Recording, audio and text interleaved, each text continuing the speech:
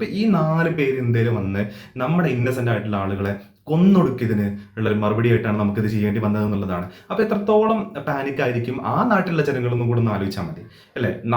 നമ്മൾ അകാരണമായിട്ട് ഒരു കാരണവുമില്ലാണ്ടാണ് മതം ചോദിച്ച് ആളുകളെ പോയിന്റ് ബ്ലാങ്കിൽ വെടിവെച്ച് കൊന്നുള്ള കൃത്യമായിട്ടുള്ള ടെററിസം, കൃത്യമായിട്ടുള്ള ഭീകരാക്രമണം നമുക്ക് കൃത്യമായിട്ട് പറയാൻ പറ്റുന്ന ഒരു കാര്യമാണ് സംഭവിച്ചത്.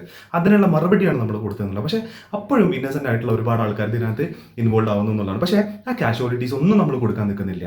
അല്ലെങ്കിൽ ഈ പാകിസ്ഥാൻ്റെ മിലിറ്ററി പോസ്റ്റുകളൊന്നും നമ്മൾ ആക്രമിക്കില്ല. ഞങ്ങളെ ആക്രമിച്ച അല്ലെങ്കിൽ നമ്മളെ ആക്രമിച്ച ഞങ്ങളെ അകാരണമായിട്ട് ആക്രമിച്ച ജനതയോട് അല്ലെങ്കിൽ ആ ആൾക്കാരോട് ഞങ്ങൾ പ്രതികാരം ചെയ്യും, അവരെ ഞങ്ങൾ ആക്രമിക്കും, അത് നിങ്ങൾ നോക്കേണ്ട ആവശ്യമില്ല എന്നുള്ള ഒരു നിലപാടിലാണ് ഇത്തരത്തിലൊരു അറ്റാക്ക് വന്നതെന്നുള്ളതാണ്. അപ്പോൾ രസകരമായിട്ടുള്ള കാര്യം ഇപ്പം മോക്ക് ഡ്രില്ലൊക്കെ ഇന്ന് അറേഞ്ച് ചെയ്തിട്ടുണ്ട്, കേരളത്തിലടക്കം നടക്കുന്നുണ്ടത്.